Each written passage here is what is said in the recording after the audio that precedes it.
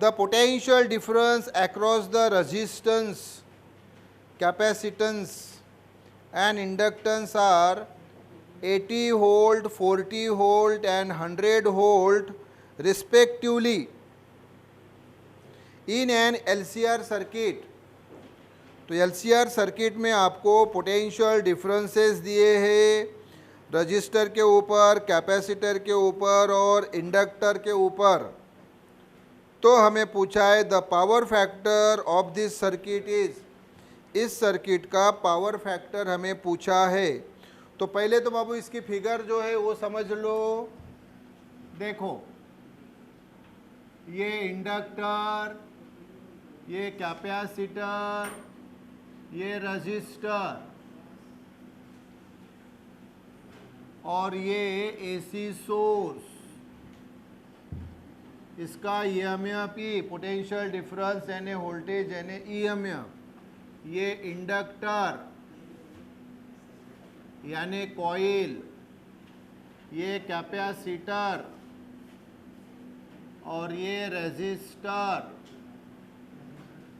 तो इंडक्टर का inductance L, capacitor की कैपेसिटी C, रेजिस्टर का रेजिस्टेंस R. इंडक्टर का जो रेजिस्टेंस होता है वो XL, उसको बोला जाता है इंडक्टिव रिएक्टेंस. कैपेसिटर का जो रेजिस्टेंस होता है XC, उसको बोला जाता है इंडक्टिव कैपेसिटिव रिएक्टेंस. रजिस्टर का रेजिस्टेंस R ही रहता है. ये EMF फिर 3 भागों में विभाजित हो जाता है. इसका EMF आता है EL, इसका आता है EC और इसका आता है ER. क्लियर क्या? और इसका जो टोटल रेजिस्टेंस है Z इक्वल टू वो होता है R² plus XL minus XC². तो हमें क्या पूछा है? हमें पूछा है पावर फैक्टर. तो पावर फैक्टर यानी होता है cos phi, cos phi. और cos phi क्या रहता है बरोबर ध्यान दो. ये इम्पेडेंस ट्रायंगल, ये 90 डिग्री एंगल, ये है वो phi. ये रहता है R, ये रहता है Z और ये रहता है XL माइनस XC. तो देयरफॉर ये जो cos phi है, cos phi equal two adjacent upon hypo यानी R अपॉन Z. तो cos phi की वैल्यू R अपॉन Z. लेकिन प्रॉब्लम में ना हमें R दिया है ना Z दिया है. तो प्रॉब्लम में हमें क्या दिया है? तो हमें दिया है रेजिस्टेंस का पोटेंशियल डिफरेंस यानी वोल्टेज 80, कैपेसिटर का 40 वोल्ट और इंडक्टर का 100. तो रेजिस्टेंस का ये जो दिया है ये देखो, ये दिया है 80 वोल्ट. कैपेसिटर का जो दिया है दैट इज 40 और इंडक्टर का 100. तो ये कैपेसिटर का 40 वोल्ट और ये दिया है 100 वोल्ट. यस. तो सर अभी तो हमारे पास और R और Z है, तो सर वैल्यू कैसे मिलेगी? हम यहाँ R अपॉन Z को यहाँ भी I से मल्टीप्लाई, यहाँ भी I से मल्टीप्लाई. और ओम्स लॉ के अनुसार आपको मालूम है कि वोल्टेज यानी EMF यानी करंट इनटू रेजिस्टेंस है ना, करंट इनटू रेजिस्टेंस. तो ये हमें मिल गया ये वाला ER. तो यहाँ लिख लेता हूँ साइड वर्क में, साइड वर्क में ER यानी रजिस्टर के ऊपर का EMF यानी रजिस्टर के ऊपर का वोल्टेज. ओम्स लॉ के अनुसार ये करंट इनटू रेजिस्टेंस. हाँ. और ये जो Z इंटू आई है ये रे बाबू टोटल EMF जो यहाँ से AC सोर्स ने दिया ये है वो E. और ये होता है ये Z इंटू आई यानी ही I इंटू Z. क्लियर क्या? क्या होता है I इंटू Z. तो टोटल EMF E. तो भाई ई आर तो हमें दिया है 80। अब सर ई की वैल्यू जैसे देखो जेड की value root R square plus XL minus XC square, Z की वैल्यू तो जेड इंटू आई, तो ये यहाँ से क्या आएगा बता सकते हैं आप मुझे? वोल्टेज के रूप में क्या आएगा? तो देखो ई की वैल्यू, देखो फिर ई की वैल्यू जैसे जेड की वैल्यू है ये जेड, तो जेड इंटू आई यानी ई, तो ये वैल्यू ये रही तेरे बाबू, ये आर स्क्वेयर यानी अभी वोल्टेज के रूप में ई आर का स्क्वेयर, ये एक्सएल यानी इंडक्टर का रेजिस्टेंस तो उसका ईएमएफ, ये ईएल, ये माइनस वैसे ही ये एक्सी कैपेसिटर का रिएक्टेंस यानी रेजिस्टेंस, तो उसको करंट से मल्टीप्लाई किया तो ये देखो ये आता है क्या? इसी इसी यानी कैपेसिटर के ऊपर का ईएमएफ।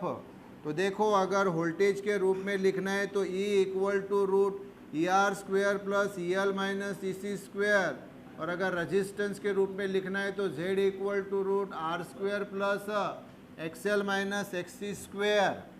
तो ये E की वैल्यू ये रे बाबू, तो वैल्यू रखो बरा और बताओ मुझे। तो ई आर यानी 80 का स्क्वेयर, ई एल यानी 100 और ई सी यानी 40 का स्क्वेयर, तो दिस इज रूट 80 का स्क्वेयर प्लस ये 100 माइनस 40 यानी 60 का स्क्वेयर, तो 8 का स्क्वेयर 64, एक 0 का 20, 6 का स्क्वेयर 36, एक 0 का 20, ये टोटल अगर करोगे तो ये आती है 10,000, और 10,000 का रूट आता है, मतलब ये 10,000 यानी 100 का square, square square root cancel, तो 100 ये वोल्ट, तो ई की वैल्यू जो है वो 100 आई है, तो ये 0 0 कैंसल, तो 8/10 यानी 0.8, ये आ गया power factor cos phi, power factor equal to 0.8, ये आंसर। ऑप्शन बोलो ज़रा कौन सी ऑप्शन है? ऑप्शन कौन सी है? बी ऑप्शन, कौन सी option? D option D, yes. So D is the right option. Clear करे बाबू, बोलिए yes yes.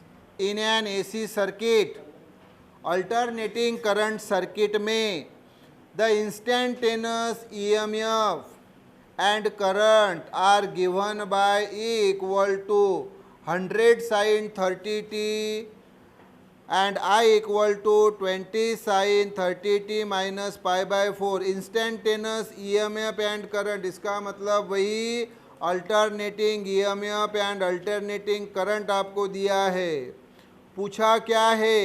In one cycle of AC alternating current के एक साइकिल में, एक साइकिल क्लियर करे बाबू, ये होती है एक साइकिल, ये है एक साइकिल, मतलब ये पॉजिटिव, ये प्लस हाफ और ये माइनस हाफ, ये मिलके हो गई एक साइकिल एसी की, तो ये one cycle of AC alternating current की एक साइकिल। हाँ, तो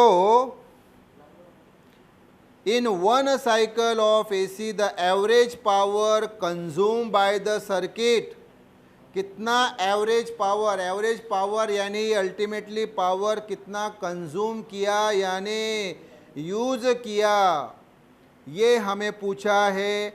and the wattless current are respectively, और वेटलेस करंट हमें पूछा है। क्लियर?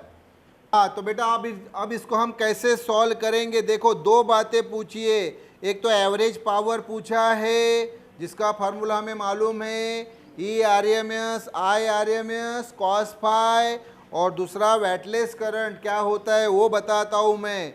तो सबसे पहले तो जो आपको अल्टरनेटिंग ईएमएफ और अल्टरनेटिंग करंट दिया है वो इक्वेशन पहले मेंशन करते हैं। तो देखो आपको यहाँ अल्टरनेटिंग ईएमएफ ई दिया है, कितना दिया है बोलो जल्दी? 100 sin 30t से इक्वेशन 1। ओके, और फिर करंट दिया है I equal to 20 sine 30t minus π/4 ये दिया है। ओके, तो अभी ध्यान दो बरोबर, E equal to 100 sign 30t से इक्वेशन 1, बट वी हैव, लेकिन हमारे पास इक्वेशन क्या है रे बाबू, E equal to E0 sine omega T, जहाँ E यानी अल्टरनेटिंग ईएमएफ, E0 यानी मैक्सिमम ईएमएफ। तो ये वाला जो है, अगर ये हम ईएमएफ लेते हैं तो ये अल्टरनेटिंग ईएमएफ, और E0 यानी मैक्सिमम ईएमएफ। ये देखो, ये है वो मैक्सिमम ईएमएफ E0, या ये भी E0 sine omega T, omega यानी एंगुलर वेलोसिटी। 1 और 2 को कंपेयर करो, तो कंपेयरिंग 1 एंड 2 तो क्या मिलेगा, E same equal to same है ना। तो फिर मुझे बताओ E0 इक्वल टू कितना, 100 volt, sine equal T equal to omega equal to 30 radian पर सेकंड। अच्छा, इधर ये इक्वेशन, इसको 3 बोलो, बट वी हैव, लेकिन हमारे पास है I equal to I0 sign 30t, मतलब ओमेगा टी, फिर से माइनस ये 5, इक्वेशन 4। I यानी अल्टरनेटिंग ईएमएफ, इसी प्रकार की साइकिल ये यहाँ ड्रॉ करता हूँ। तो ये वाला करंट, तो ये अल्टरनेटिंग करंट I0 यानी मैक्सिमम करंट, ये वाला I0, या ये वाला भी I0 मैक्सिमम करंट या peak current, sign omega T minus pi, omega यानी एंगुलर वेलोसिटी, फाई यानी वो फेज एंगल। तो ये 3 और 4 की कंपेयर करो, तो कंपेयरिंग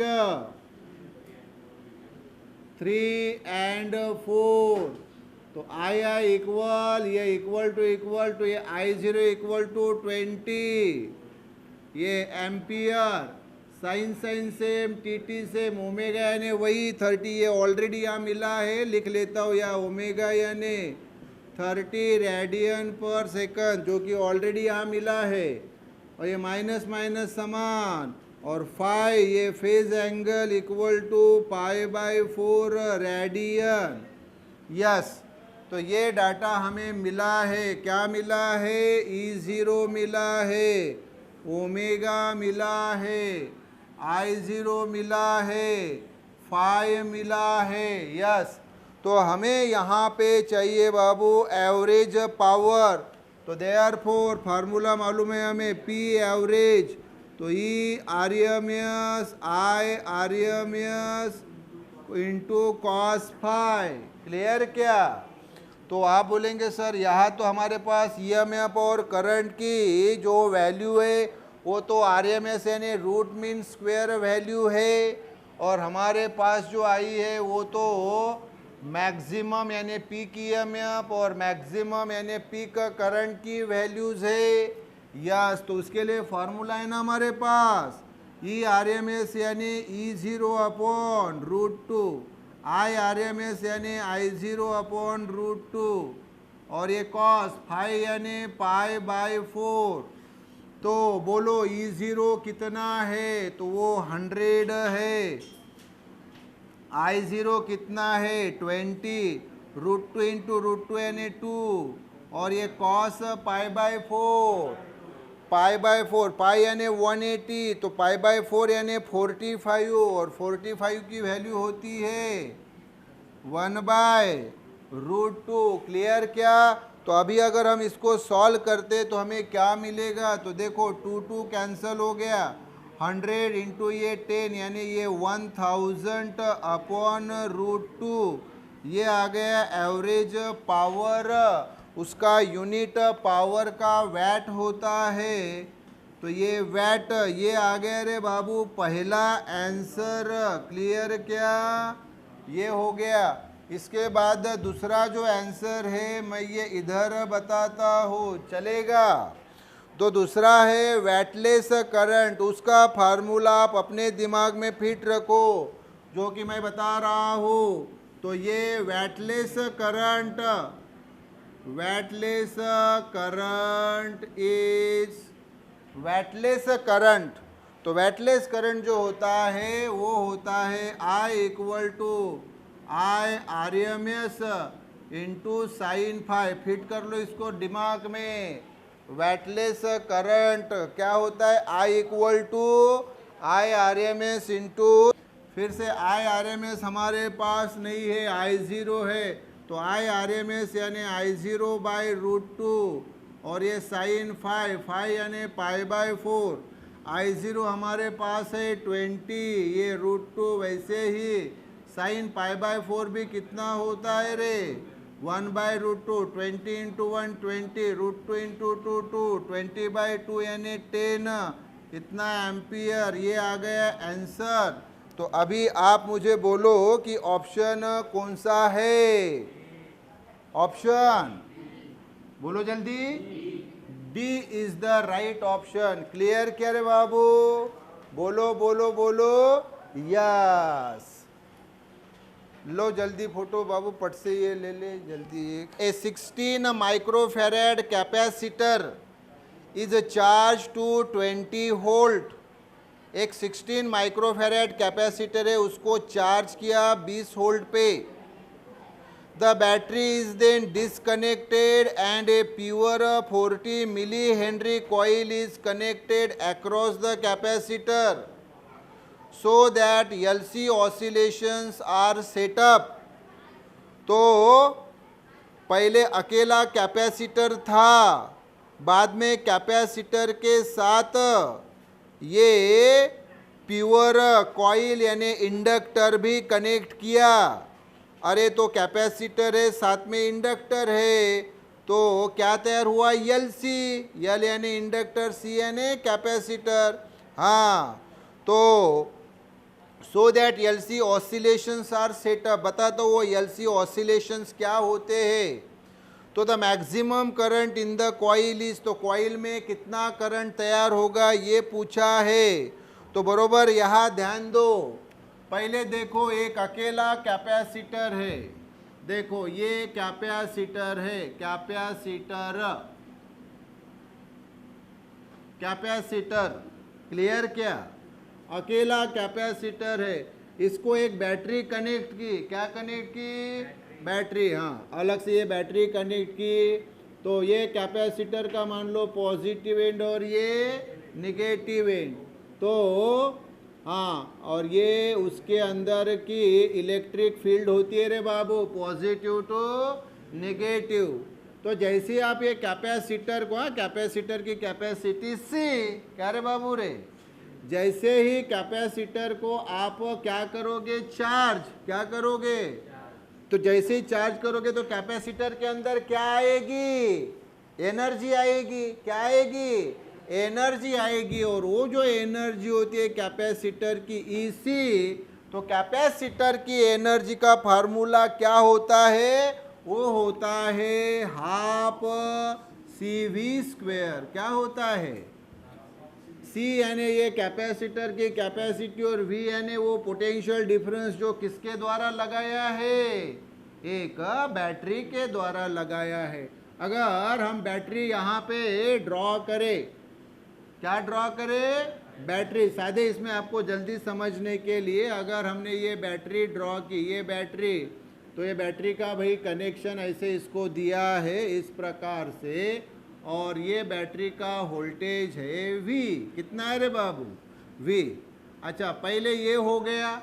तो अभी बैटरी के कारण, ये बैटरी के कारण, ये देखो रे बाबू बैटरी का सिंबल, ये हाँ ये बैटरी डिस्कनेक्ट कर दी, बैटरी हटा दी। अभी ये देखो दिख रही है अभी इस बैटरी को हटा दिया क्योंकि बैटरी का काम हो गया, चार्जिंग बैटरी ने कर दी। ये बैटरी के ऊपर का वोल्टेज भी और कैपेसिटी से तो इतनी एनर्जी आ गई। अब इस कैपेसिटर के साथ एक इंडक्टर कनेक्ट किया। इंडक्टर यानी कॉइल, ये कॉइल इंडक्टर, इंडक्टर यानी कॉइल कनेक्ट किया जिसका इंडक्टेंस यल है, हाँ जिसका इंडक्टेंस यल है, तो क्या होता है, ये कैपेसिटर जिसके पास अभी एनर्जी आई, ये अपनी एनर्जी इसको ट्रांसफर करता है। कैपेसिटर के पास ये जो एनर्जी होती है इलेक्ट्रिक एनर्जी होती है, कौन सी, लेकिन इंडक्टर के पास मैग्नेटिक एनर्जी होती है। कौन सी एनर्जी होती है, मैग्नेटिक। तो कैपेसिटर अपनी एनर्जी ये हाफ CV स्क्वायर ट्रांसफर कर देता है इंडक्टर को। तो इंडक्टर के पास जो एनर्जी आती है, ये देखो EL, ये क्या आती है, हाफ LI स्क्वायर। क्या आता है, हाफ LI स्क्वायर। क्लियर क्या, जहाँ L यानी इंडक्टेंस और I यानी इसमें से पास होने वाला करंट।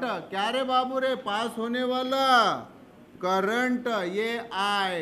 क्लियर। तो ये कैपेसिटर ने अपनी एनर्जी इंडक्टर को दी। क्या की, इंडक्टर को दी। मतलब अब आप मुझे बताओ EC इक्वल टू क्या हुआ रे, फिर आप बोलेंगे EL। हाँ सर, ये EC जो कैपेसिटर की एनर्जी है वो कैपेसिटर ने इंडक्टर को दी, तो ये EC और यही एनर्जी इसको दी, तो ये EL। तो EC इक्वल टू EL। अब मैं कहानी बताता हूँ, तो ये है LC ऑसिलेशन। क्या बोलते रे बाबू इस कहानी को, LC ऑसिलेशंस बोलते हैं। क्या होता है देखो, पहले कैपेसिटर को एक बैटरी ने चार्ज किया तो इसके पास क्या आ गई, एनर्जी। कितनी, हाफ CV स्क्वायर। फिर वो हट गया, उसका काम हो गया, बैटरी का हो गया ना। पेट्रोल पंप पे जाते हो, पेट्रोल भरते हो, फिर वहां से गाड़ी सामने लेके जाते हो ना, कि पेट्रोल पंप को भी लेके जाते हो, नहीं, पेट्रोल भर लिया, हाँ, तो वो बैटरी का काम हो गया खत्म। फिर ये बैटरी, ये जो कैपेसिटर है, ये कैपेसिटर इंडक्टर को कनेक्ट किया, तो ये कैपेसिटर अपनी एनर्जी इंडक्टर को देता है। इंडक्टर की एनर्जी यानी EL, हाफ LI स्क्वायर। अच्छा, ये दी, तो इसकी एनर्जी ये कम होती है और इसकी बढ़ती है। ये एक स्टेज पे एकदम बिल्कुल लोवेस्ट रेंज पे आती है और ये हाईएस्ट रेंज पे आती है। अब ये जब हाईएस्ट रेंज पे आती है तो उल्टा काम शुरू होता है, ये अभी अपनी एनर्जी इसको देती है। किसको देती है, इसको। तो इसको दी, अब सिर्फ पोलैरिटी बदलती है। क्या बदलती है, पोलैरिटी। तो जो अभी पॉजिटिव और ये निगेटिव था, तो अब ये पॉजिटिव और ये निगेटिव होता है, क्योंकि अभी एनर्जी ये इसको नहीं दे रही है, ये इसको देती है। क्लियर क्या। तो इसकी एनर्जी डाउन डाउन डाउन होती जाती है और इसकी एनर्जी बढ़ते बढ़ते जाती है। ये फिर अभी लोवेस्ट रेंज पे आती है और वो ये हाईएस्ट रेंज पे आती है। जब ये हाईएस्ट रेंज पे पहुंचती है तो फिर पोलैरिटी बदलती है, ये पॉजिटिव और ये नेगेटिव, और फिर से ये अभी इसको एनर्जी ट्रांसफर करती है। तो किस्सा हुआ क्या, इसके पास फुल एनर्जी रही तो ये इसको देती है जब तक कि ये लोवेस्ट वैल्यू पे नहीं आती, और जब इसके पास वो एनर्जी आती है, यस, तो मैक्सिमम लेवल पे पहुंचती, तो फिर ये इसको वापस देती है। तो यहाँ पे ये L और C में क्या हो रहा है, एनर्जी ट्रांसफॉर्मेशन। उस दरम्यान के ऑसिलेशंस को बोला जाता है LC ऑसिलेशन। L यानी ये और C यानी ये, LC ऑसिलेशंस। तो ये एनर्जी इसको ट्रांसफर करती है, इसको फुल एनर्जी मिली तो ये वापस इसको देती है, ये फुल होने के बाद ये वापस इसको देती है, और इस पूरी प्रोसेस में इसकी पोलैरिटी बदलती जाती है, प्लस का माइनस और माइनस का प्लस। हाँ, ये एक बात। दूसरी बात, EC इक्वल टू EL बताया, तो EC इक्वल टू ये होता है हाफ CV स्क्वेयर और EL होता है half LI square. Half half cancel, तो CV square equal to LI square. हमें पूछा क्या है प्रॉब्लम में, तो आप बोलेंगे सर हमें पूछा है करंट I पूछा है, तो ये I स्क्वेयर वैसे ही रखता हूँ, CV स्क्वेयर अपॉन L। और इधर मुझे साइड वर्क में बताओ वैल्यू आपको क्या क्या दी है। सी कितना दिया है, वी कितना दिया है और यल कितना दिया है। बोलो बरा जल्दी, प्रॉब्लम में हमें क्या क्या दिया है, जल्दी बोलो क्या दिया है रे बाबू। तो आप बोलेंगे सर हमें जो प्रॉब्लम में दिया है, हाँ क्या दिया है, जल्दी फटाफट बताओ। तो सर हमें कैपेसिटी दी है 16 माइक्रोफेरेड, ये देखो 16 माइक्रोफेरेड, तो 16 माइक्रो यानी 10⁻⁻6 फेरेड। हाँ, वोल्टेज कितना दिया है 20 वोल्ट, 20 वोल्ट, यस। और इंडक्टेंस कितना दिया है 40 मिली हेनरी, 40 मिली हेनरी यानी 40 मिली यानी 10⁻³ हेनरी। तो कैपेसिटी ये है रे बाबू 16 10⁻⁻6, वी ये है 20, तो ये 20 का स्क्वायर यानी 20 दो बार लिखा, और यल ये रे बाबू 40 10⁻³ इक्वल टू ये आई स्क्वेयर। तो ये देखो 2 यानी 4 और ये 4 कैंसल, 1 0 कैंसल, है ना, क्या बचा रे 16 10⁻⁻6, है ना, और ये 1 0 यानी 10⁻1 और ये 10⁻³ अप लिए तो 10⁻+3 इक्वल टू आई स्क्वेयर। तो ये 16 और ये 10⁻1+3 यानी 4 -6 यानी -2 इक्वल टू आई स्क्वेयर।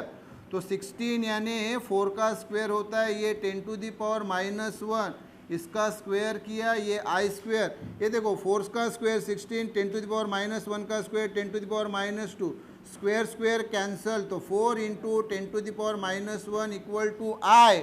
हमें आई ही पूछा है तो बरोबर है ना, 4 × 10⁻⁻1 यानी 0.4 equal to I, left equal to right, therefore right equal to left. ये करंट आ गया। बोलो ऑप्शन, ऑप्शन बोलो जल्दी, D is the right option. Clear क्या रे बाबू, यस यस।